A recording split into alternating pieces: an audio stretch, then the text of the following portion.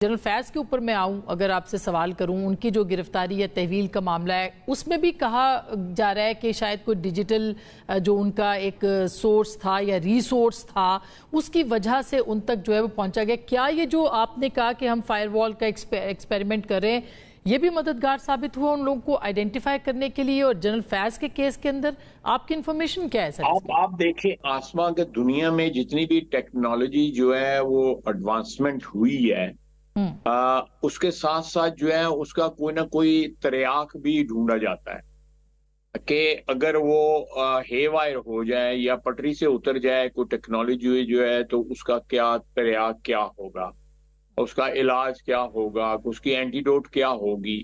तो अगर ये हमारा सोशल मीडिया जो है ऑल ओवर द वर्ल्ड, मैं पाकिस्तान की बात नहीं कर रहा, सारी दुनिया में ये कंप्लेन किया जा रहा है कि सोशल मीडिया में इंसाइटमेंट होती है, पॉलिटिकल इंसाइटमेंट होती है, रेशियल इंसाइटमेंट होती है, रिलीजियस इंसाइटमेंट होती है, यानी कि मजहबी, नस्ली और सियासी जो जज्बात जो है उनको भड़काया जाता है सोशल मीडिया से। और वो बड़ा कन्वीनियंट है। कोई भी फ्रीक जो है वो ऐसी आजादी जो है, अनलिमिटेड जो है, अनफेटेड जो है, मैं मादर पिदर आजादी का लफ्ज नहीं इस्तेमाल करना चाहता, कि वो अफोर्ड नहीं कर सकते। उसमें तो कोई दो राय नहीं है कायद साहब, लेकिन अब मैं उसी पे दोबारा आती हूँ कि जनरल फैज़ की जो भी गिरफ्तारी हुई है, ज़ाहिर है आप वजीर दिफा हैं और डायरेक्टली आपसे रिलेटेड है ये सवाल, वो भी क्या ये सबब बना है? उसके अंदर भी कुछ लिंक्स मिले हैं, कुछ लीड्स मिली हैं सोशल मीडिया के हवाले से जिसकी बुनियाद पे उनकी गिरफ्तारी या उनकी तहवील हुई है? क्योंकि ये पोस्ट रिटायरमेंट का मामला है, ये उससे पहले का नहीं। देखिए, मेरा ख्याल है दो चीजें। एक तो जो है वो while he was still in service, जो मैं सोशल मैं जो मीडिया में देखा है मैं उसकी बात कर रहा हूँ। मुझे कोई इंफॉर्मेशन जो है एज डिफेंस मिनिस्टर जो है वो इस तरह की नहीं है। ये चीजें जो है ना, ये और अगर हो भी तो मैं इस पोजीशन में नहीं हूँ या मेरी पोजीशन अलाउ नहीं करती कि मैं ये चीजें जो मुझे डिफेंस मिनिस्टर की हैसियत से जो मालूम हो वो मैं उनको जो है मीडिया के ऊपर बैठ के डिस्कस करना शुरू कर दूं। दैट विल यू नो वो मेरी जो उहदे की लवाजमात हैं, ये रिक्वायरमेंट्स हैं, उससे बिल्कुल डायरेक्ट टकराव में आ जाएंगी चीजें जो है। लेकिन जो मेरी ये बसीयत एक सियासी कारकुन की हैसियत से जो इसमें जो है आप लोगों से इंफॉर्मेशन मिलती है, मीडिया से इंफॉर्मेशन मिलती है, हमारी सोसाइटी काफी वेल इन्फॉर्म्ड है। मैं समझता हूँ कि जब जो रेस थी चीफ बनने की, उसमें जनरल फैज साहब को कामयाबी ना हुई, वो चौथे पांचवें नंबर पे थे मेरिट में। वो हमने जो है मेरिट पे एक फैसला किया था, बिल्कुल इम्पेकेबल फैसला है बिल्कुल। मैं उस फैसले का जो भी छोटा मोटा कल पुर्जा रहा हूँ, मुझे इस बात पे इत्मीनान भी है और फख्र भी है कि एक ऑनेस्ट और मेरिट के ऊपर एक फैसला हुआ। अगर वो दिल को लगा के बैठ के उन्होंने कोशिश की कि बाज क्वार्टर्स के साथ कि उनको उनको चीफ बनाया जाए, उनकी ख्वाहिश भी थी। इमरान खान साहब के वक्त भी उनकी ख्वाहिश थी और उसके बाद जब ये प्रोसेस शुरू हुआ तो उसमें भी अपनी ख्वाहिशात का मुख्तलिफ क्वार्टर्स को जो रेलिवेंट थे उनको सियासी क्वार्टर्स की मैं बात कर रहा हूँ, उनके साथ उनका राब्ता हुआ। उन्होंने माजी के मतलब जो अपनी एक्सप्लेनेशन दी वो भी दी। उसके बाद जो है उन्होंने आइंदा आने वाले वक्तों में अगर उनको चीफ बना दिया जाए उसकी एश्योरेंसेस भी दी। तो मैं समझता हूँ कि एक तो वो उनको एक उनकी दानिश में मैं स्पेकुलेट कर रहा हूँ, उनकी दानिश में, जनरल फैज साहब की दानिश में एक सेटबैक था।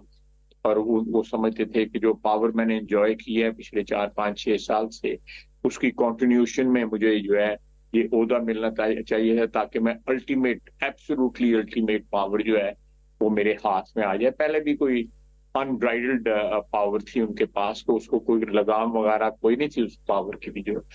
लेकिन वो उसके बाद जो है उन्होंने देखा कि एक हुकूमत जो है परहैप्स उनके दानिश में जो है वो वीक थी, वो फ्रजाइल थी वो हुकूमत जो है। तो उन्होंने ये मेरे स्पेकुलेशन है, ये मेरे अपने कंजक्चर्स हैं, पॉलिटिकल जो है एक मेरी जो सोच है उसके ताने बाने हैं कि उन्होंने सोचा कि ये एक रिकग्नाइज्ड पॉलिटिकल फोर्स है पीटीआई, और वो दे आर एजिटेटेड, और उनकी जो एजिटेटेड स्टेट है माइंड की, उसको इस्तेमाल किया जा सकता है। और 9 मई को जो हुआ है, मैं अगेन मैं कहूँगा कि मैं ये मेरी कोई इंफॉर्मेशन जो है बेस्ड नहीं है, मेरा ये सियासी कंक्लूजन है कि उसमें उन्होंने रोल अदा किया। और जो मिलिट्री टारगेट्स जो है आइडेंटिफाई किए गए, जिसके ऊपर पीटीआई के वर्कर्स ने और लीडरशिप ने अटैक किया, उस सारे प्रोसेस के अंदर डायरेक्टली और इनडायरेक्टली जनरल फैज साहब की जो है वो राय और ओपिनियन और आप कह रहनुमाई सकते हैं कि उनके जो रहनुमाई एक्सपीरियंस था उसके ऊपर बेस्ड जो थी डिसीजन मेकिंग, वो उसके वो हिस्सा रहे। देखिए, बिल्कुल जैसे आपने रहनुमाई की बात की है खालिद साहब, जो उनकी आप डिज़ायर की बात कर रहे हैं, मैं ख्याल है आपसे बेहतर कोई नहीं जानता कि वो आर्मी चीफ बनना चाहते थे। क्या ये बात दुरुस्त नहीं है कि एक एग्रीमेंट सा था जनरल बाजवा, इमरान खान और जनरल फैज़ के बीच में कि 2025 में किसको चीफ बनना है, उसके बाद किसको वज़ीर आज़म बनना है, और फिर ये 15 साल का एक एग्रीमेंट था। और आप बखूबी जानते हैं कि ये सब चीज़ें जो थी वो उस वक्त आप लोगों के बीच में अपोजिशन में ये डिस्कस भी होती थी। क्या वो डेस्परेट थे जब उस एग्रीमेंट या उस जो एक मुआहदा था अनसीन सा, उसके ऊपर अमल दरामद नहीं हो पा रहा था? देखिए, मैं ये शेर बड़ा पढ़ा जाता है कि ख्वाहिशों की कैद से आजाद होना चाहिए। ये शेर पढ़ा जाता है, लेकिन बंदे ख्वाहिशों के कैदी जो है बने रहते हैं। ये हम इस किस्म के डायलॉग जो है सियासतदान बोलते रहते हैं, और बाकी भी जो लोग पावर स्ट्रक्चर का हिस्सा जो है वो इस किस्म की गुफ्तगू करते रहते हैं जिसमें रियली बिलीव नहीं करते।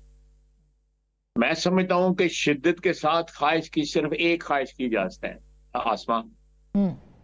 और लॉन्ग टाइम बैक 1985 में मैं आपके साथ शेयर करता हूँ, मेरे वालिद स्पीकर का इलेक्शन आते, मैं बाहर होता था, नौकरी करता था, वहां पे मुलाजमत करता था। मैंने फोन किया, मैंने कहा जी अब्बा जी मुझे बड़ा अफसोस हुआ है आप इलेक्शन हार के। उन्होंने कहा बेटा मुझे भी अफसोस हुआ है, लेकिन एक नसीहत भी हुई है।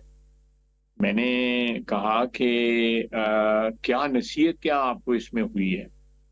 तो कहने लगे बेटा मैं शिद्दत से ख्वाहिश की थी कि मैं स्पीकर असेंबली का बन। मैं ये पहली दफा शेयर कर रहा हूँ बात जी। तो अल्लाह ताला को ये मेरी ख्वाहिश पसंद ना आई। बेटा सारी जिंदगी एक चीज याद रखना कि शिद्दत के साथ ख्वाहिश जो है वो अल्लाह की रजा की करना, किसी और चीज के लिए शिद्दत के साथ ख्वाहिश ना करना। दुरुस्त बात। ये सारा सम टोटल है कि जब लोग बड़े ओहदों पे पहुंचते हैं वो शिद्दत के साथ ख्वाहिशात करते हैं, और वो ख्वाहिशात जो हैं आसमां वो बंदे को खज्जल खराब कर देती हैं।